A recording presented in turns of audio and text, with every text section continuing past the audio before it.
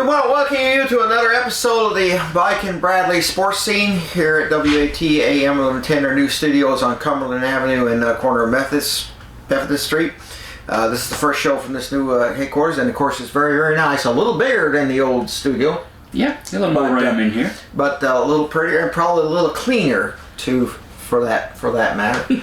Since we're going to be talking about sports in general, high school, college, pro, that sort of thing. First off, we do want to have a breaking news story coming out of Knoxville. Tony Vitello is leaving Tennessee, and he is going to become the manager of the San Francisco Giants, probably one of the worst teams in professional baseball. But of course, Danny White has released a statement basically thanking Tony Vitello for his service. Of course, Tony Vitello, as you know, when he came in, Tennessee had one of the worst facilities for baseball, and then when he's leaving, he has one of the best facilities in baseball and a national championship to prove it back in 2023. So Tony Vitello, we wish him the best of luck, as Tennessee, of course, will looking for a new head coach for the baseball program, and we'll discuss more of that a little later. But first, we want to get to the high school scene, and it's going to be week 10 of the season, as basically many teams right now are set for the playoffs, positioning, that sort of thing, including Bledsoe County. And of course, anybody who listened to the game last Friday or saw it on TV or at the game itself found this was one wacky ending of a football game. And we'll tell you about that in a minute, about how it turned out to be. But Bledsoe County wins 27-26 over Grundy County. Their fifth straight win over the Yellow Jackets. And obviously, the highlight of the game was the 98-yard touchdown pass reception. Apparently, I want to talk to the quarterback, Zach Morris. He said basically is that he saw them bunch up a little too close, leaving a gap open for the wide receivers to get open. And once that got open, Zach Morris admits that he's not the greatest passer, but he certainly was that on that particular play, because that was absolutely perfect. 40-yard pass, and you have to remember, Luke is just a sophomore. Mm-hmm. So, I mean, he played last year, of course, sparingly, yeah. He filled in some, but, not Watson. It slipped me. It slipped my mind. Who was the quarterback the last 4 years? That was, I forget too. Thomas. Yes, Thomas. Yeah, Thomas. Yeah, man, that just, my mind just drew a blank. Mm-hmm. Yeah, Thomas was the quarterback for the last 4 years. Started as a freshman, and he was able to learn a little bit from him, and learn set for a year as a freshman, and learn from him for 1 year.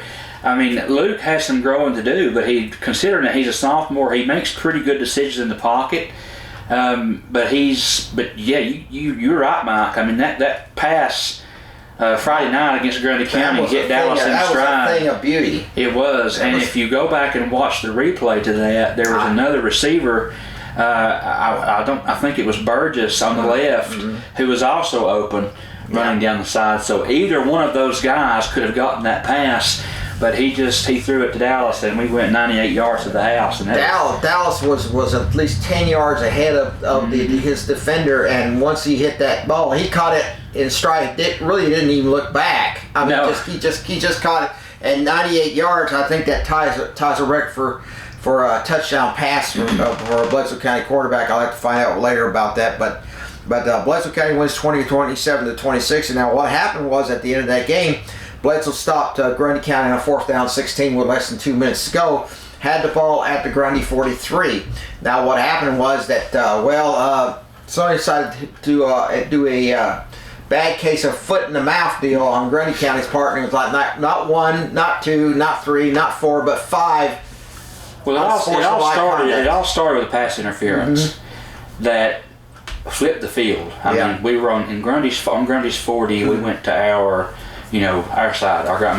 It was ridiculous. Yeah. Well, from that, there was an unsportsmanlike, then a personal foul, then unsportsmanlike, and then Coach got thrown out. Coach got ejected on that second unsportsmanlike. He's not happy over there. Yeah. And when we got down inside the 5, they started jumping off sides, and the referees finally.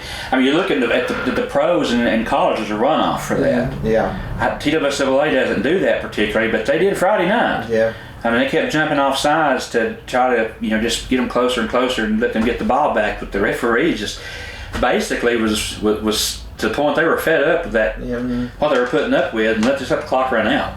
They just said game over. That's it, and come out with a 1-point win. But Bledsoe probably could have waltzed into a touchdown easily had the chance to do so, as they just went to the victory formation and won. But that was one of the things. But really, at the end of the game, the Grundy County coach came out and talked to both teams, who basically showed good sportsmanship and strength, and that was the thing.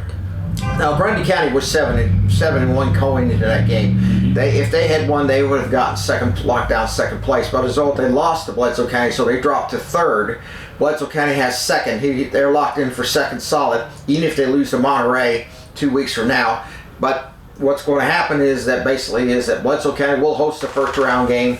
Marion County's already locked down the region titles. They will host the first round game. Grundy will be on the road. And the fourth place team was still between Monterey and York. Now, York is winless, but probably could technically get in if they beat either Marion or Monterey. Now, Marion, I don't think likely. Monterey is a possibility. Monterey is a possibility, and they do play both of those at home. The last 4 games that York has played was at home. Of course, they lost at home against DeKalb and Upperman. But their last 2 games, Monterey is this Friday, and then Marion October 30th. Both of them are at home, but it's not looking like, but based on statistics, and if you look on paper, I don't know that York will win a game this year.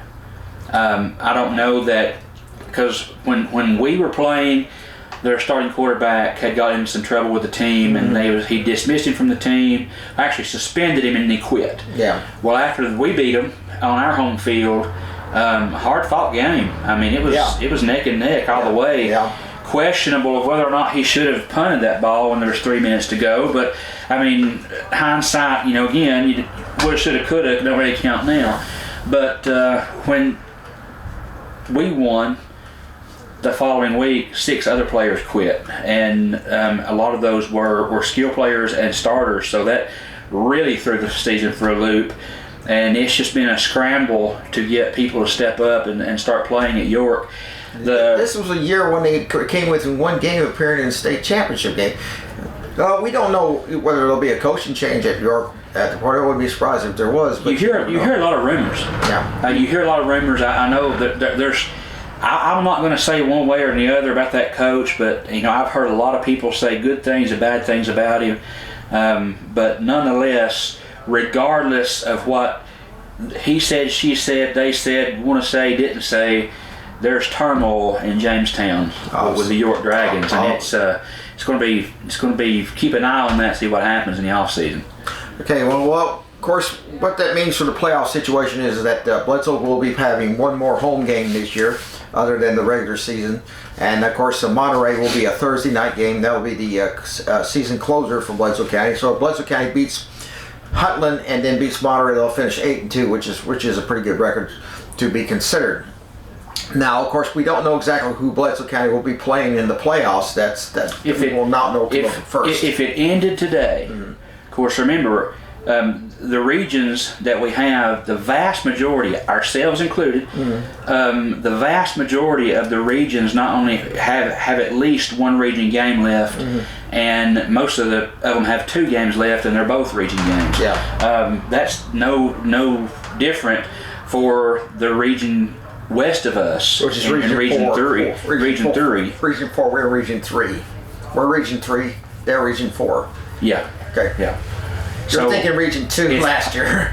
It's possible that Smith County still has to play Cannon County. Right. More than likely, Bledsoe County will play Smith County or Cannon County. If it ended today, it'd be Smith County. If it ended today. Not likely, but Smith County still has to play Cannon County. Cannon County is number 2. Smith County is number 3. The number 1 in that region obviously is Gordonsville, and I doubt that they're going to be defeated. Luckily, Gordonsville is in the bottom part of the bracket. If it ends today, will be Happy Valley plays Tellico. Again, there's 2 more games to go. So please don't take this and say, well, this is who's going to be playing. But if it ended today, Happy Valley would host Tellico Plains, which is a very, very likely Happy Valley is ranked number 1 in that region. But Tellico Plains is a formidable opponent. Yeah. And the ideal situation is if it does end up being Tellico playing Happy Valley, Tellico wins at Happy Valley. Right. We beat Smith County or Cannon County, whomever we play. Yeah.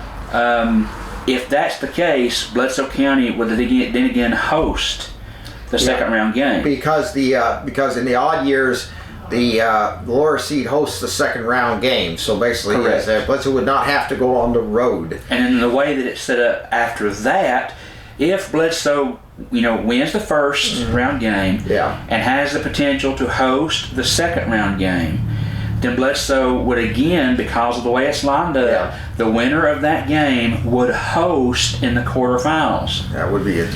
If we win that one, we're in the bracket. The way it's set up is if Bledsoe County wins, we may at worst, if they keep winning, we may at worst have to travel a second round.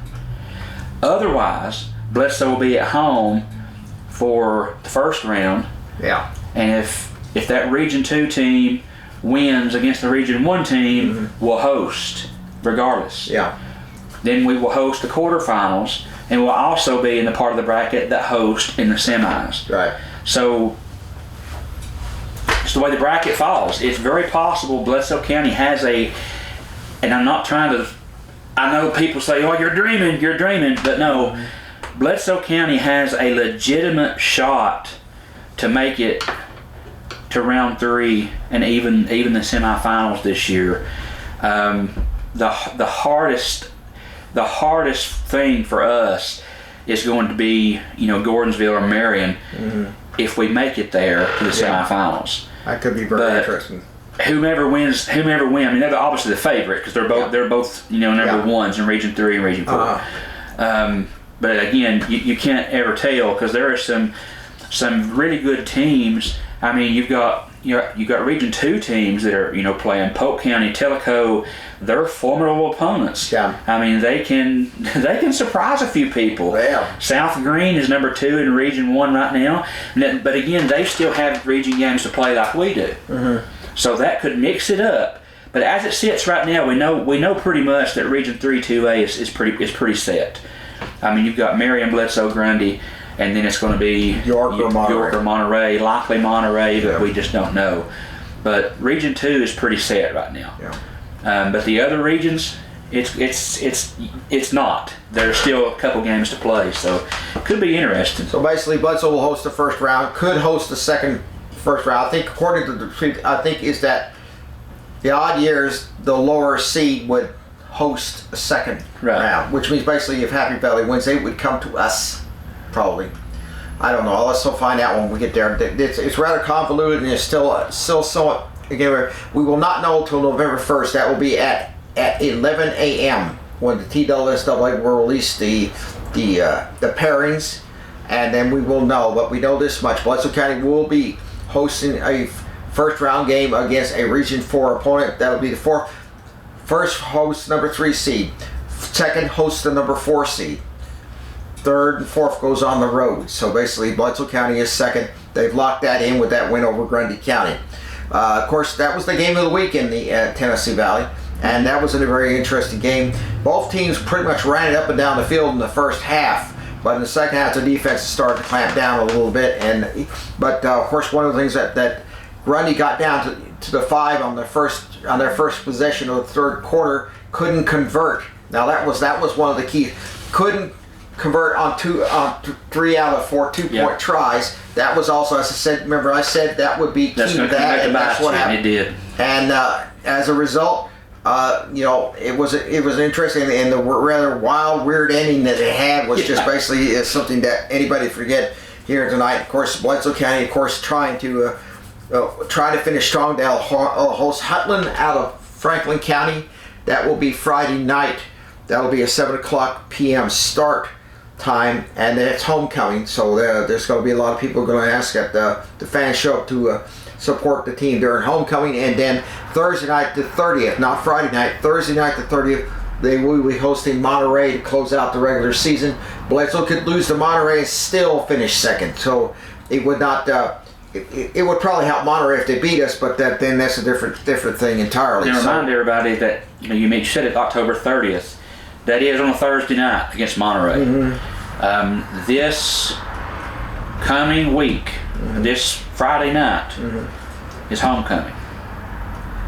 The Pink Out is the last game of the season against Monterey, and that is a Thursday night game. So please remember that. Put that in your pocket to pull out later. So sure, wear your Mike and Bradley face masks for Halloween on the 30th. They see the crowd seeing the Mike and Bradley face out. I have an idea that if everybody came and either wearing mine or your face, that Monterey would probably just pack up and leave. Yeah, they would. I wouldn't doubt that one bit. They just pack up and leave and say, these bunch of crazies down here, that's scary enough. I'm out. By the way, the soccer and the volleyball teams are in the playoffs right now. They're I don't have the updates on those, but congratulations to them. On the 15th of November, they're going to have an alumni basketball game at the gym. It'll be girls and boys. Girls start at 6 o'clock. If you want to play basketball and you're a member of our alumni, blue is odd, white is even. So basically, if you graduated in 1980, you wear white. If you graduated in 1985, you wear blue. That sort of thing. And there's, of course, I'm not planning to go play basketball anytime. Well, I'm going to set up a table at right at the end of the gym floor, and I'll be selling icy hot ice packs, Biofreeze, Tylenol, ibuprofen. So how about a walker too? A couple of walkers. Canes, crutches, walkers. Because I know I'm going to need them if I try to run down that court. See, 6'4" guy. I couldn't hit a basket if you put me in a cherry picker and put me right up to the basket. I couldn't hit it. But remember, that's going to be an alumni game. It's all for fun, and we like the fans to show up for that on November 15th. 6 o'clock for the girls. It'll be after that game. Shortly after will be the boys' game, and I believe that's on a Saturday night or something like that. So anyway, you won't have any excuse to go not watch them play. Basically, it's all for fun. It doesn't count for anything. It's just basically all for fun. And we like the fans to show up for that game, of course, to see the old gray-haired athletes try. Watch it now. Wheelchair basketball. Wheelchair basketball. That's and I think that would be a great thing to do here as well. Of course, the polls have come out. Bledsoe's back in the top 10 in Class 2A. They're number 10 with the win over Grundy County, and of course they're got 2 more games to play. Marion is number 4 in Class 2A. Squatchy County is number 7. Mm-hmm. South Pittsburgh is number 1 in Class A. And of course, they probably pretty much locked up their region title with the win over Sale Creek. Yep. So, basically, just to see how it goes. Again, as I said, Friday night we're going to have a little bit of football here. We'll take on the Huntland Hornets. Now, the Hornets, well, of course, this is only the second meeting between these two teams. The first was back in 1954 in the Little Bowl in Winchester. Bledsoe was invited to play for the state title back then. They did not have the tournament or anything like that. Bledsoe lost 20-13 to the Huntland team led by Shirley Majors, and that may sound familiar too, but he's the father of the Majors family: Johnny, Bill, Bobby Majors, Larry Majors, Joe Majors, and of course the first family of Tennessee football, the Majors family, as well. Of course, so this should be an interesting thing. We hope that maybe there's a few survivors from the 1954 team. Maybe they like to show up and to cheer on this team, and that's going to be very interesting. Well, no, right now there's three that were part of that team, whether they played or whether they were part of the field crew or whatever. But and I was reminded last year was what? The 70th year. Right, so 71 years. 70th year anniversary, and made sure to mention that. So we have this is year 71. So yeah, those we still got some guys that are alive and going that were part of that game. Absolutely. So it would be nice to kind of honor them on the I kind of field. like to get them to come up and we can interview them. It would be fun to have them go here because they keep their memories of it that game. Of course, that was the first Squatchy Valley team actually batted to play in a state title game. South Pittsburgh was first to win it in 1969. Then Marion County, Squatchy County played in one game, lost to Dyer County in 1973. I remember that game. That was played at Dunlap. Back then they played at a home site. Yeah. Now there's a story going on. The first year that South Pittsburgh won the state title, they had to wear white jerseys. Didn't have any white jerseys, so what they did is they borrowed the white jerseys from the school that they played up against and won. So South Pittsburgh, that was before the white jersey rule. They used to call it the Tennessee rule. Yeah. Because the reason they wore white jerseys was because the majority of the TVs were black and white, so you couldn't tell the colors very well. So they had that thing, and Bill Battle, he said he voted against it, putting that for college. Now today, if you want to, you can always play home colors against home colors. I like to see Alabama and Tennessee play orange against crimson, but that's not likely to happen. So anyway, that's already. Oh yeah, and of course we'll talk about the upcoming games in the college football season. We're going to go to a break here, and then when we come back, we're going to talk about college football and especially a number of teams that are surprises in the nation, including one team in the Southeastern Conference, which you don't think is a surprise, but is this season. Yeah. As you're listening and watching the Mike and Bradley Sports Team here on Bledsoe Telephone Cooperative Channel 18 and WAT AM 1110 Pikeville.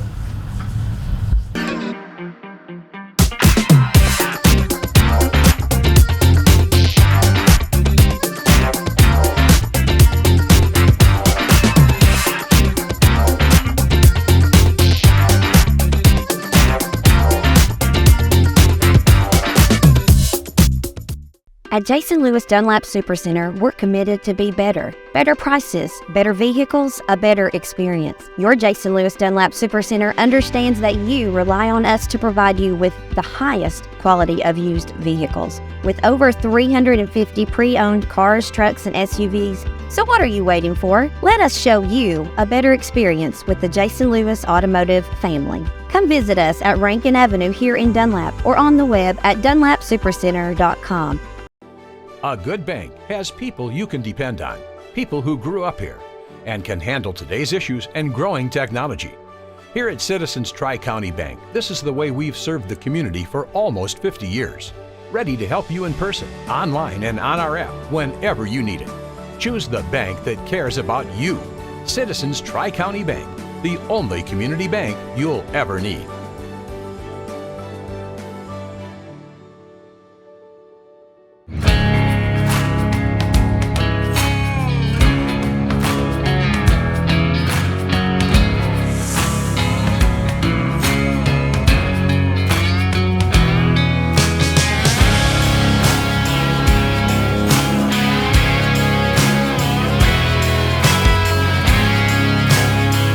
Support small business and shop DunlapMercantile.com.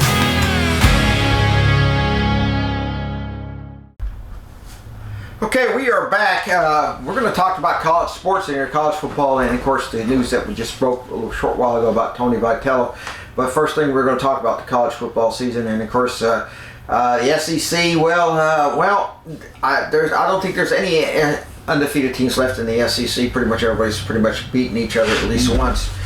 Tennessee Saturday night did not do at all well against Alabama, and really, to be honest with you, Alabama actually came in a better team as they have found a way to get to Joey Aguilera, and of course he played hurt a lot in the second half. He did. He got rattled up with his neck there in the first half. They say he will play Saturday against Kentucky. By the way, that will be a 6:45 p.m. start, and that will be a night game at Lexington for the Wildcats, who took Texas down to the wire for losing 16-13 in overtime. Did you happen to see the stat line for Kentucky, Texas? Looking at the stat line for that game, I cannot believe Texas won that ball game. Kentucky had more first downs, more possessions, more rushing yards, more passing yards, more everything. The only thing they didn't have more of was points. Well, they had an opportunity to win the game in overtime, but they were stopped at the goal line on fourth down, and and all Texas had to do was win a touch. DeAndre Arch Manning was not all that spectacular. He hasn't been all year long, and obviously he played rough. But and it's unfortunate too, because he's coming into this season because of his last name is Manning, and everybody expects him to play at the caliber that Eli and Archie and Peyton all did as seniors. Yeah, guys, he's a sophomore. For crying out loud, you got to give him a chance to develop. He's still learning. He's a Manning, and yes, he's going to grow and do better. But and I'm not a Texas fan by any stretch of the imagination. But when the expectations are so high for this kid, the pressure to meet those expectations, it's no wonder he's struggling. Well, the thing about it is that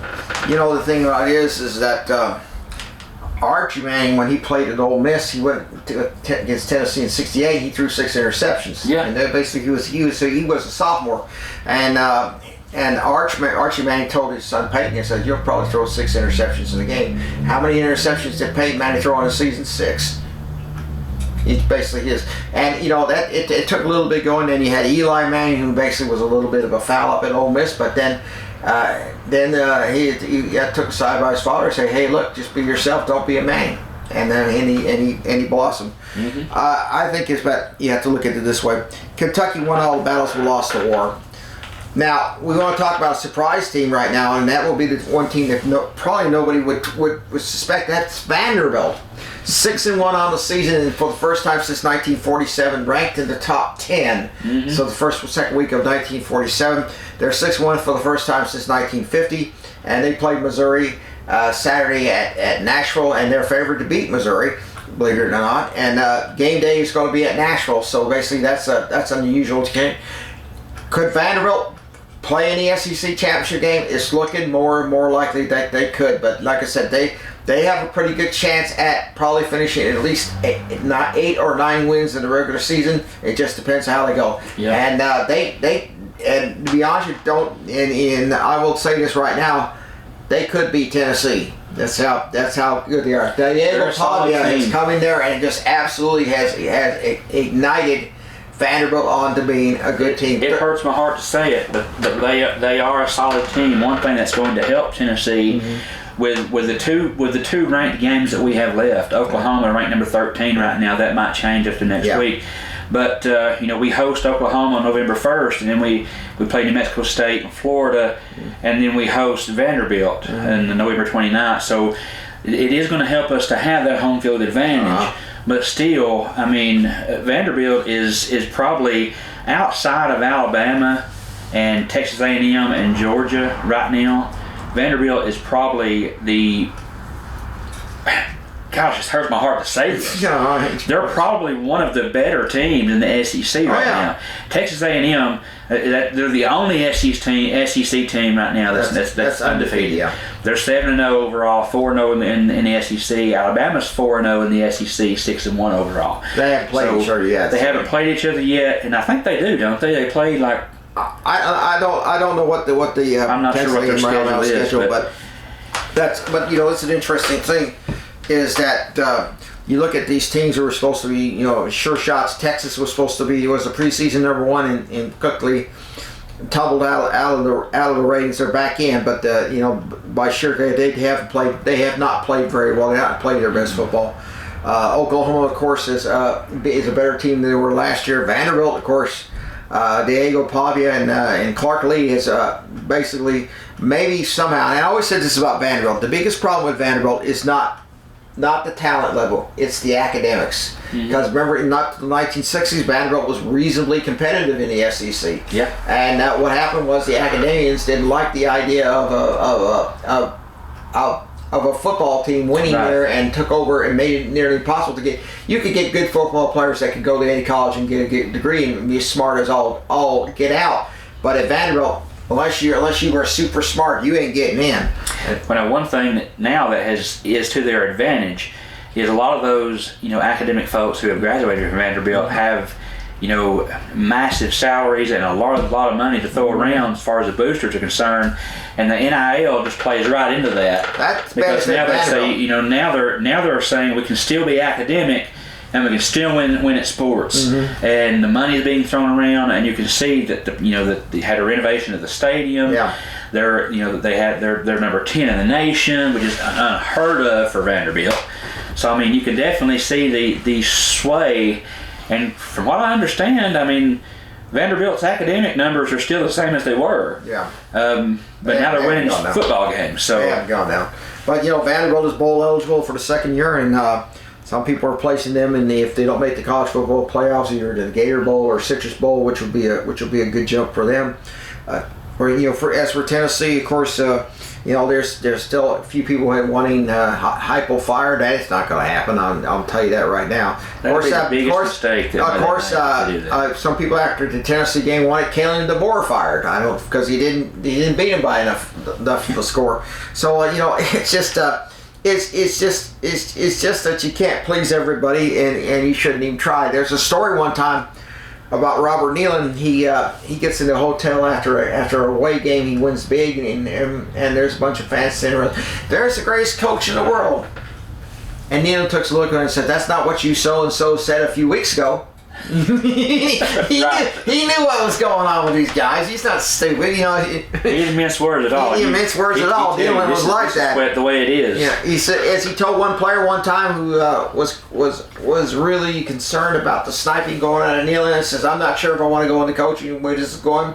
And he says, "Look, let me tell you something right now. You can't live on your press clippings. You must produce." And then that's it. That's it. Bear Bryant even caught a lot of sniping in the late '60s.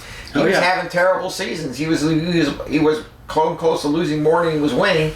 And this is what my dad told me. And he said he called a press conference. He says, "The athletic director and I discussed this. I'm not going anywhere." He was the athletic director. And that ended that little deal. You see, that's the problem. Is now you got James Franklin out at Penn State. Of course, we know that the Florida situation, you knew what the deal was on that. Win or lose, he was going to be out, and he was out. So Florida actually said they hope to get a permanent head coaching time for the Tennessee game. Okay, now who would be that? The thing about this is, though, I mean, you've got 6 major, Power 4 programs that are without coaches, and I'm mentioning Stanford. Even though I don't think that is a high-profile coaching vacancy, but they are looking for a coach. Yeah. Number one, depending on what you look at, Colorado State fired its coach. Florida and Penn State are 2 of the most desirable right now. And the short list for Florida, and I just made sure to look at this before I come over here. Kiffin is their home run hire. Oh Lord! And I mean, even though it makes sense that his personality would fit at Florida, friends, Lane Kiffin has got it made in Oxford. Sure. And unless they throw some astronomical amount, which is very possible because Florida has the booster money. Yeah. But aside from Kiffin, Alex Golesh, who's the coach at USF right now, who is the head offensive coordinator at Tennessee. Drinkwitz, the head coach at Missouri, is also on the short list, and Coach Summerall from Tulane.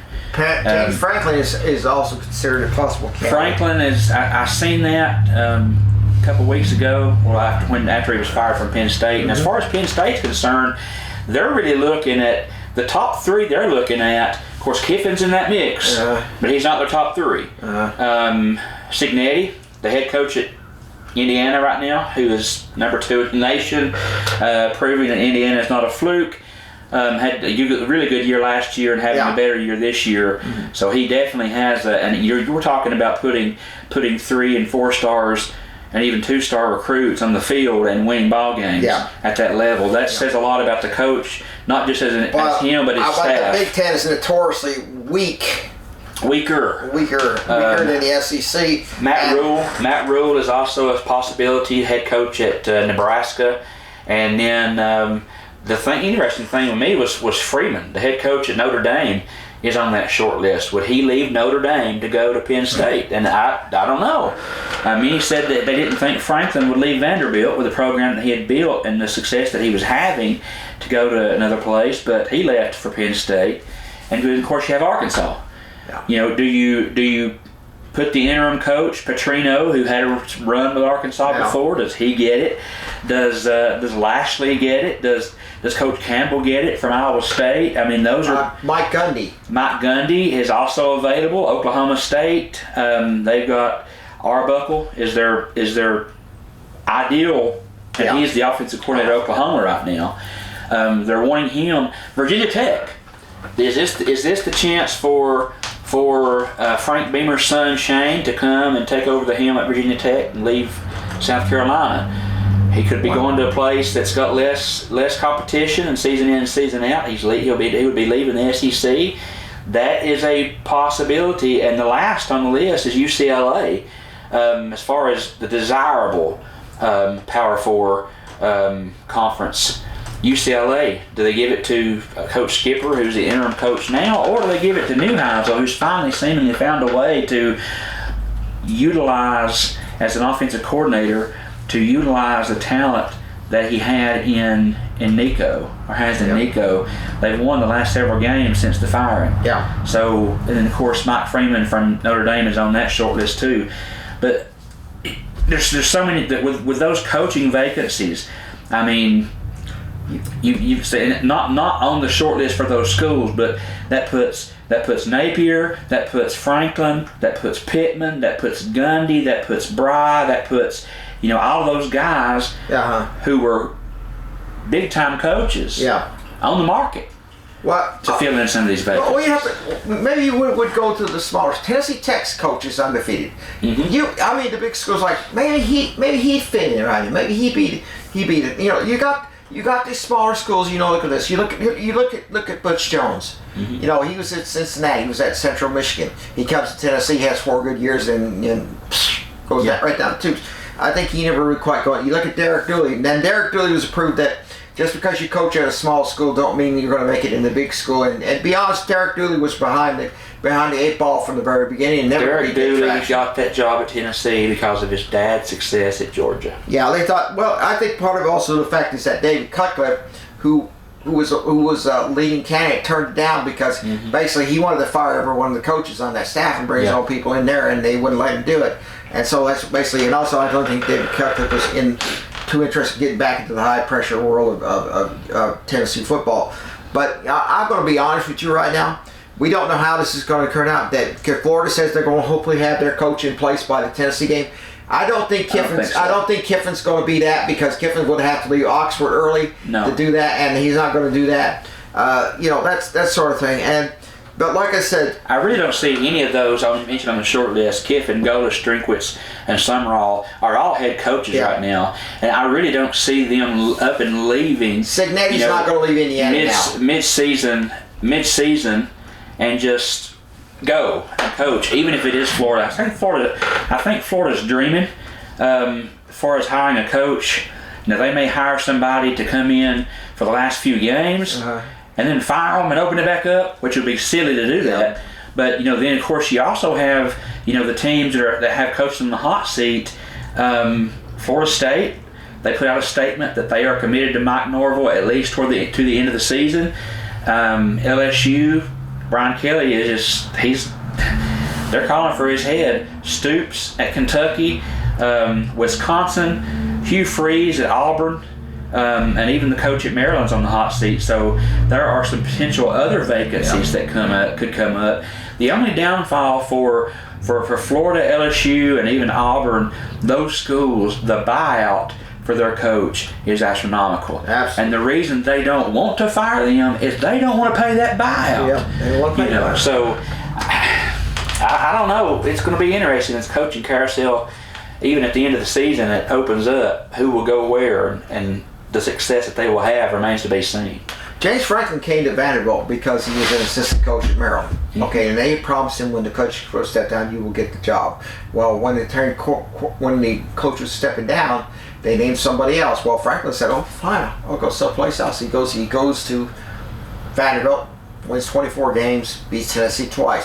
Mm-hmm. Same thing with Alabama. When Mike Schuler was dismissed that day, the story on that story about that. Some people said that Sylvester Croom played under Bryant, coached under Bryant. No, was like Bryant. Said should be the head coach. No, they go ahead and they get Nick Saban in there, and so they're going to go to Mississippi State and have some success there. And really, it's how you look at it. Of course, Nick Saban turned out well enough for. Of course, he didn't press a lot of people like such as Don Shula, who was sort of steaming because his son got canned at Alabama, and called basically Nick Saban a liar because he said, "Oh, I'm not leaving to Miami," and then turned out he was, and that sort of thing. You know how those things are. But the football program, these football programs, you have to look at it this way. You look at it this way. Tennessee was a train wreck when Jeremy Pruitt was dismissed on his staff for basically cheating. What did he do? They went to Mike Gundy first. Mike Gundy sort of considered it, said no, and Waves got a better deal at Oklahoma State.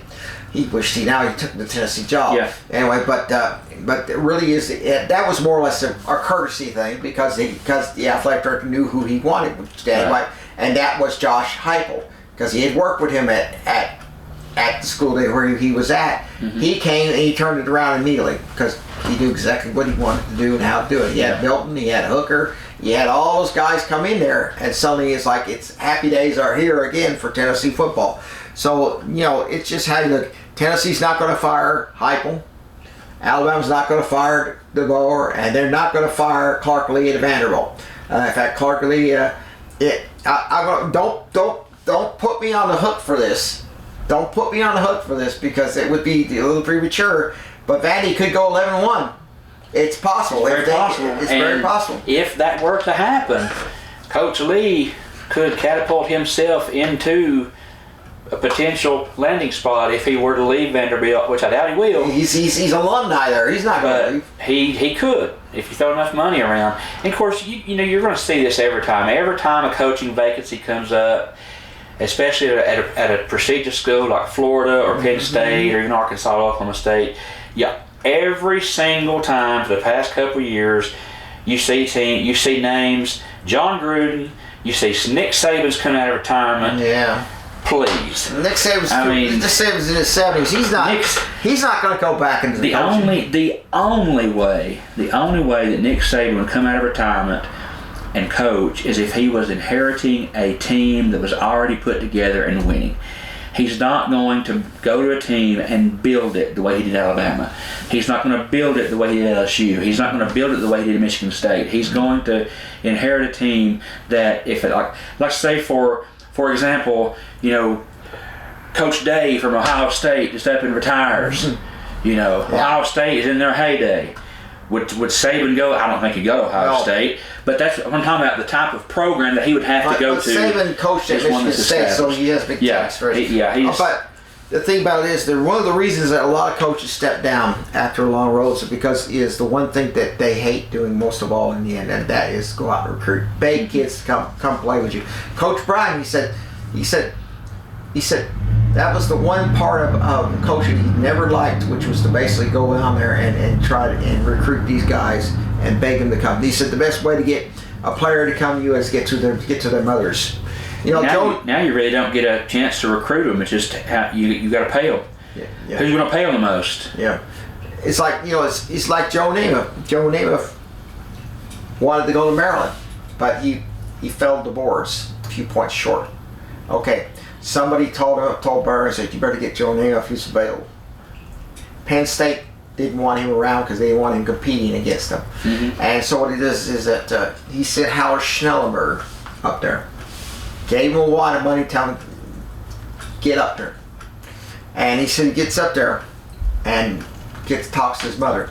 His mother goes upstairs, comes down with a suitcase that take him, he's yours.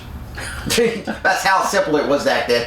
He said, Joe Namath said one of the reasons that his mother wanted to get him a college education was because his father took him to the steel mills where his father was working, and he said he was convinced to his dying day that his father was showing him the life he shouldn't lead. Yeah. And he said, you might be a little bit of a juvenile, but you better start doing it right. He gets down there, and it turns out the Schnellenberger's running out of money. They said, so I'll have to write a bad check, but if I don't come back with this guy named Bryant will kill me. And that's how it was, and that tells you what it is. These players will go down there and they'll go down there and they'll recruit. Alabama's what was it? UT Martin's head coach. His kid was playing quarterback for Alabama, and he's sitting there in the stands, and he has this younger kid there. You know there's a recruiting war going on. You know there's a recruiting war going on there. I thought that was illegal to do that. Maybe not, but apparently. But college, of course, football's still going on. Of course, college basketball's about set to start here, and the preseason polls have come out. Tennessee is 18th, the men's team in preseason. Tennessee's women's team is top 10. They're number 8 in preseason. So basically, we'll see what happens when they start playing in late November and they start getting set to the NCAA tournaments and that sort of thing. And of course, Tennessee is the only ladies' women's team to be in every NCAA tournament. Every tournament used to be the AIAW until they turned into the NCAA. So Tennessee's been there every year, and Tennessee will no doubt be there again this year. Okay, everybody, when we come back, we're going to talk about pro football. We're going to talk about the World Series, and we're going to talk about Tony Vitello taking the San Francisco Giants job, apparently. As you're watching the Mike and Bradley Sports Scene here on Bledsoe Telephone Cooperative Channel 18.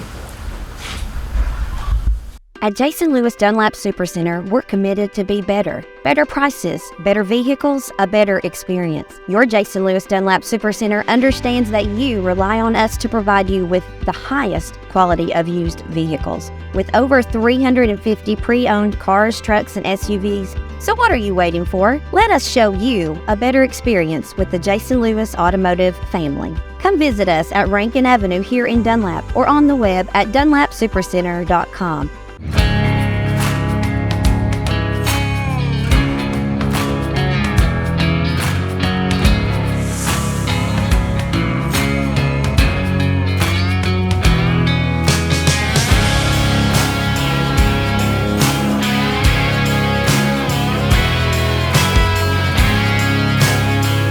Support small business and shop DunlapMercantile.com.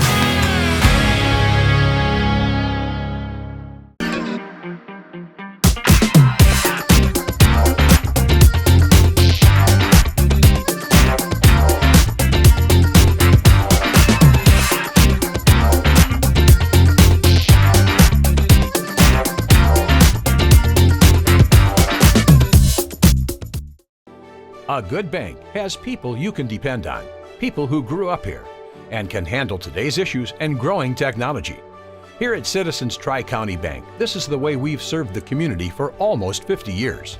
Ready to help you in person, online, and on our app whenever you need it. Choose the bank that cares about you. Citizens Tri-County Bank, the only community bank you'll ever need.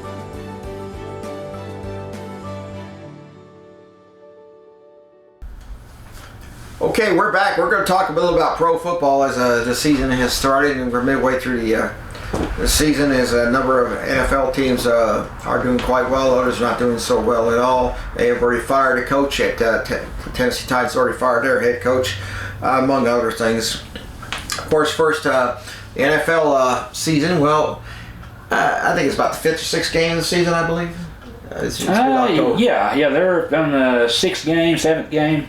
Depending on the team, some have already had bye weeks, but roughly 6 to 7 games in right now. Atlanta doing all right. Apparently, they beat. I believe they beat the Buffalo Bills last week.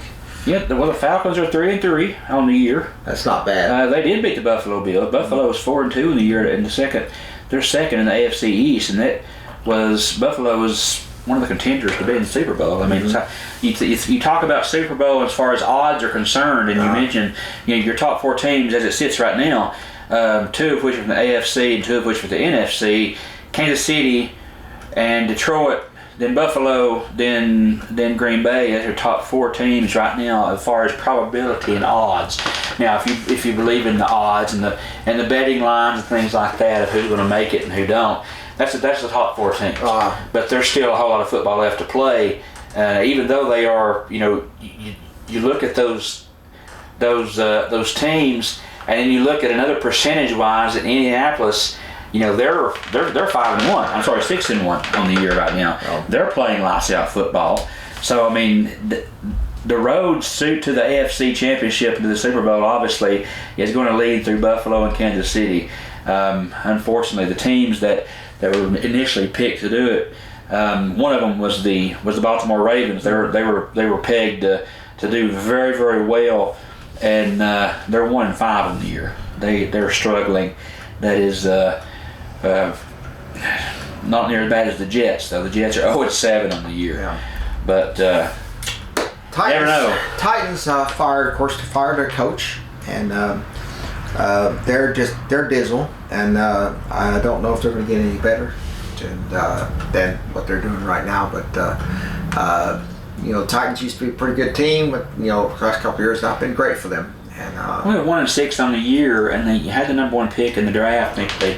They drafted Cam Ward from Miami, and the kid is going to be special. They just got to get a line that can block for him. Yeah. I mean, they have a decent line as it is, but they just don't gel together and play. You got to upgrade that line. Yeah.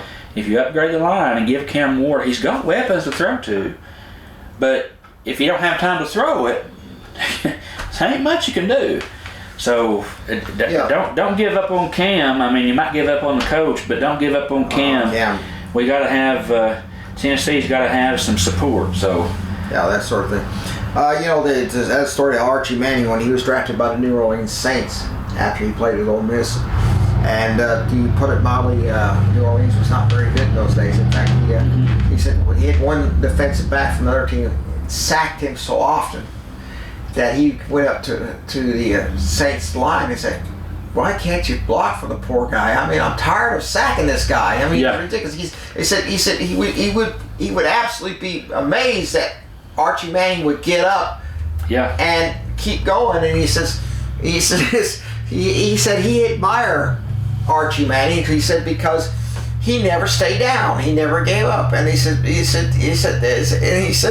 was tired of sacking the poor guy. He said, "Hey, please don't sack. I don't want to sack this guy anymore." And last couple of minutes, he just more or less just brush block him, say, "Look, I'm not going to do this to you anymore. Right. I won't embarrass you anymore." That sort of thing. But the NFL is going to be very, very interesting to see who's going to get into the Super Bowl in February and that sort of thing. And they're actually talking about having some Super Bowls in the cold weather stadiums. Now that should be fun. I heard that. Green Bay and Buffalo, and that'd be fun places to have a ball. Of course they do it. As far as the indoor stadiums and the stadiums around the southern area of the country for weather, I understand that, but there are historically there's a lot of tradition in those northern stadiums. Yeah. I mean, Buffalo, of course, they're in a rather new stadium compared to the one they played in, a few years ago. But Lambeau Field, arguably one of the most historic stadiums. Soldier Field, Chicago. I mean, those stadiums are they're historical. I mean, to play a Super Bowl there would be something. I don't know. You might have to, if you're playing in Buffalo or Green Bay, by the time January rolls around in February, you might have to shovel 5-6 feet of snow off the stands. You might also have a very short halftime show. I would dare say it might be the most modest halftime show you've seen because they'd have to have some clothes on for that. I'll be honest right now is that I used to remember when they played the Super Bowl at the Sugar Bowl. This was before the Dome Stadium. This was for the Super Bowl. They played it at Tulane Stadium. And it was like 83,000 and 83,000. There's a story going on during the Tennessee's game with Air Force in the Sugar Bowl. They said during the second quarter, Tennessee was leading big. A dog runs out onto the field. Well, for 10, 15 minutes, they could chase the dog from one end to the other. The dog would go. The crowd would say, "Hey!" on one end, and the crowd would go the other this way. And so somebody decided to put some statistics up. He says, rushing yards, Tennessee 150, Air Force 117, dogs 640 yards. Yes. They would do stuff like that. Bill Battle said he wanted the music. He said he wanted to unleash Smokey to go after him, but they didn't hear him say that. So he was how he is. So he was like one of those funny things. The dog for 10, 15 minutes, sort of more or less just amuse the crowd. But this was old Tulane Stadium. This was not the Superdome back then, and that sort of thing. So they're talking about that and that sort of thing. Let's talk a little bit about baseball. Of course, Tony Vitello is leaving the University of Tennessee. He's going to be at San Francisco Giants, which has one of the worst payrolls ever in baseball. I mean, they don't spend half as much as do the Dodgers. And I don't know if they play at Candlestick Park or in another stadium. I don't think anybody. See, okay, there's two teams. Two teams in Major League Baseball that have the highest payroll. One is the New York Yankees. And you think Steinbrenner, for setting up that model, he was not afraid to spend money, and he is that's just what they do. And then you have the Dodgers, who I conveniently call Yankees West. Yeah. Because they get under, here's how they get under this. They spend an astronomical amount of money every year, but they stay under the salary cap because they say we're going to give you this much this year, this much this year, this much this year. Even though you have an 8-year contract, we're going to be paying you X amount for year 9, 10, 11, 12, 13 until you're paid up. Okay. That's how they stay under the salary cap. And right, wrong, or indifferent, it's working. The Dodgers are one of the top teams, and it's proven they're in the World Series again. I was really heartbroken for the Seattle Mariners. Yeah. The only team in baseball that has never made it to the World Series. The teams that were in the playoffs that had never won it was Milwaukee, San Diego, and Seattle. Well, Milwaukee and San Diego have made it to the World Series, but they never won it. Yeah. Seattle had never made it. Yeah. So I was really hoping for that Cinderella team to come up, but the Blue Jays got the upper hand, and they actually play. The first game is the 24th, and that will be at Toronto. That would be the best of 7. Best of 7. Yeah. Best of 7, of course. If the Blue Jays win, I'm going to get you that personalized Blue Jays hat and go ahead and see that down. The thing about it is, I know none of the players and none of the people even involved, and kind of a Cinderella story with that, as long their manager is Don Mattingly. Yeah. And as a coach, Don Mattingly's never made it to the World Series either. So has such a tenure as far as being involved in baseball and never been able to take his team to that. So that alone is a kind of a Cinderella story in of itself. But it's really difficult for me to cheer for the Braves, for the Blue Jays and the Twins. Yeah. And if you were a fan of the Braves back in the 90s, when they made it to the World Series, and the Blue Jays beat them, and then one year the Twins beat them. Yeah. And I'm sorry, Joe Carter was a good player, but Joe Carter and Dave Steve and all those guys who were, that's pitching and even playing for the Blue Jays back then, it made me despise the Toronto Blue Jays. Yeah. And the same thing, you had Kirby Puckett and all those guys playing for the Twins. It made me despise the Twins because they beat my Braves, and I was a kid. Yeah. And I know as a baseball fan, as I've gotten older, it's kind of leveled out. But there's just something inside of me, my subconscious, that won't let me cheer for the Blue Jays and the Twins. And it's not that I despise them, because of course, the teams that I despise in baseball is the New York teams, Mets and the Yankees. Don't like them. Never have. Never will. Yeah. And it's not that I don't like the Dodgers, but again, that same subconscious that I have, it's hard for me to cheer in this game. It's hard for me to cheer for the Dodgers because, like I said, they're Yankees West. Yeah. But in that subconscious, I'm like, that's Albert Roberts' team, man. That's Albert Roberts' team. Albert. And Freddie Freeman plays first base, a beloved Braves player. Plays first base for Los Angeles. I don't know who I'm for. I'm kind of torn here.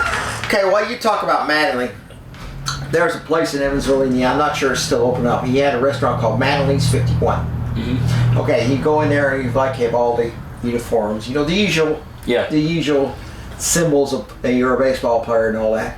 And actually, it's pretty good. I don't know if it's open now or not, but I went there a few times, and it's actually a pretty good place. It's sort of a combination bar restaurant, and it's actually a very respectable place. I don't know if he has it open now or not, or it's still there or not. But if you ever go to Evansville, Indiana, stop by at Manly's 51 if it is open, and you'll have to see a lot of that. You'll see a lot of that stuff out there. And that's also, we're still talking about Don Mattingly, and I meant to bring this up a second ago when I was talking about him, but it is kind of a Cinderella for him, like we mentioned, because he's never been a manager and been able to take his team to the series with his storied past.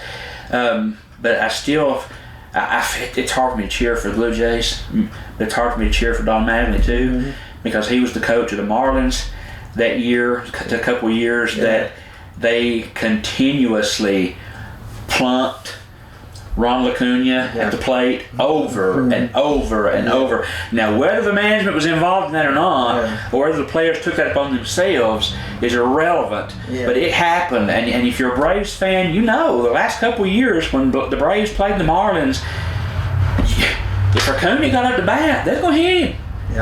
And that just don't sit well with me. I'm like, come on.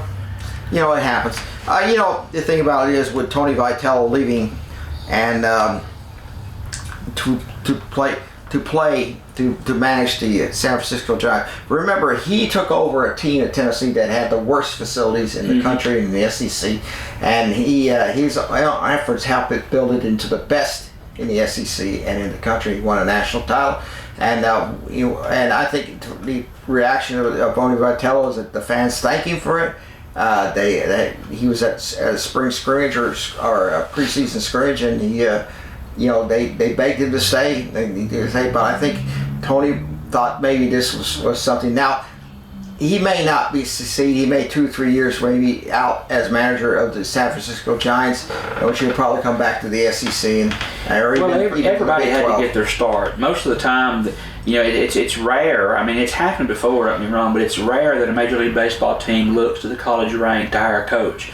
Most of the time, they'll go into the college ranks to hire for their single, double, triple A, or even their minor league team before they will put them up into the Major League Baseball role. Vitello's dodging all of that with the success that he's had at Tennessee. The good news for him, I'm happy for him. I hate that he's leaving because he was such a great coach for Tennessee. Like you mentioned, he made so many great strides to pull us out of the cellar and made us a contender. And people want to play for Tennessee Vols now in baseball, and that's because of him. He and his staff has really done that. He molds these players to be drafted by Major League Baseball, and I think that's probably why the San Francisco Giants went to him about this. Now, admittedly, I don't know if they still play at Candlestick Park. They may play in a new facility. Okay, that's the new facility, because Candlestick Park was notoriously well known for having swirling winds coming off the bay, and players would say is that he would throw a knuckleball and that ball would just go every which way except where it intended to. But they said, because like I said, they had one of the worst payroll problems ever, and I think is that if they get Vitello in there and he gets some enthusiasm going, I think they can do something with it. But he's going to have more than 2 or 3 years. Good news for him. He's probably going to get more money as far as salary is concerned, and he won't have to change the color of his undershirts. I mean, because he's going from a team that wore black, gray, and orange and white, and he's now going to a team that wears black, gray, orange, and white, because San Francisco is black and orange, Tennessee is black and orange, in the baseball scene, wear a lot of gray too, so he won't have to change his undershirts. He'll be able to wear them and hopefully get a Tennessee logo under that manager jersey, but I wish the best for him. I hate that he went to San Francisco, but it's whatever's best for him and his family. But the owners are going to have to give him the time to. Sure. You cannot just say, okay, we'll give you 2 years if you can't do it. Sorry, because if they have said that to him, Vitello would have said no. He turned down money from LSU, a huge amount of money. Check. What the problem is with baseball at Tennessee and at most colleges, it's not a money revenue sport. Right. You don't have 100,000 fans watching baseball. I would love to see him play a baseball game, in a stadium at 100,000 fans there. That would be something else. Because really, that's really was supposed. Stadium was supposed to be a multi-sport field, but it went with football primarily. So I would say right now is Vitello will. It'll be a hard act for the guy to see him to be the manager there. And I think is that of course the sports programs at UT have grown, have basketball basketball, men's and women's have grown. The athletics, track and field, swimming, all those have really have proven themselves. Now baseball, national championship, Vitello, bringing that to Knoxville and that sort of thing, and that was quite interesting. And there's an interesting thing is that I watched the national championship game. Tennessee won that national title. I went out to get to work next morning. The car wouldn't start. I said, "Oh, lucky me." Anyway, but it was a bad battery is what it was. So it was not a big problem. But anyway, really, to be honest, right now, we wish Tony Vitello the best of luck, and I'm sure that they did talk to him, try to get him to stay, offered him raise, but I think it'll be hard. Like you said, it'll be hard to fill the shoes that he's, fill in the shoes that he's left behind. But it should not be hard to find someone to want to come and coach at Tennessee because of the program status that it's in, the success that it's had. It should not be difficult to find a replacement who would desire to come and coach. They could promote within. They could promote within the program, so it is possible. But anyway, okay. Well, this will do it for us here, and of course for the Mike and Bradley Sports Scene. Of course, an episode here. Of course, from this brand new studios here in but everything's a lot cleaner, certainly. And then, more spacious, yeah. Yeah, less you didn't have to jumping over everything all over the place.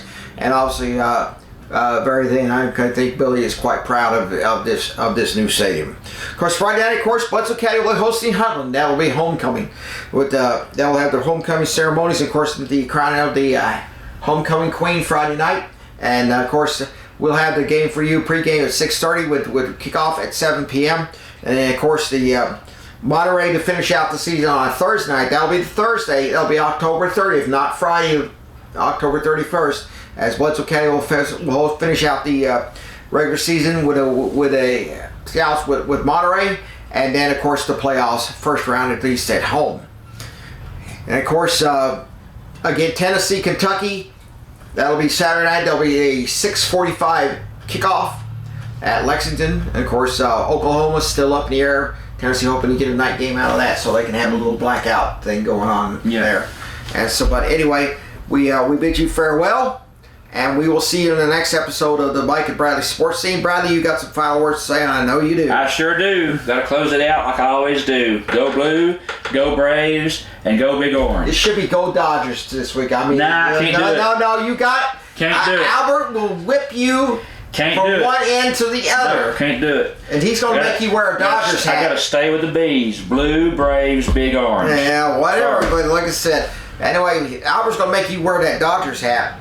Like it or not. No, I don't know about that. Yeah, I don't know about that. If Albert asked me to do it, I might do it. You will do it. But I wouldn't do it for nobody else. Yeah, whatever. But anyway, we bid you farewell, and we'll see you now in the next episode of the Mike and Bradley Sports Scene here on Bledsoe Telephone Cooperative Channel 18 and WAT. Game time Friday night for Bledsoe County and Huntland, 7 o'clock on WAT AM 1110 Pikeville, Tennessee. Good day, everybody. Brought to you by Bledsoe Telephone Cooperative in the Sequatchie Valley.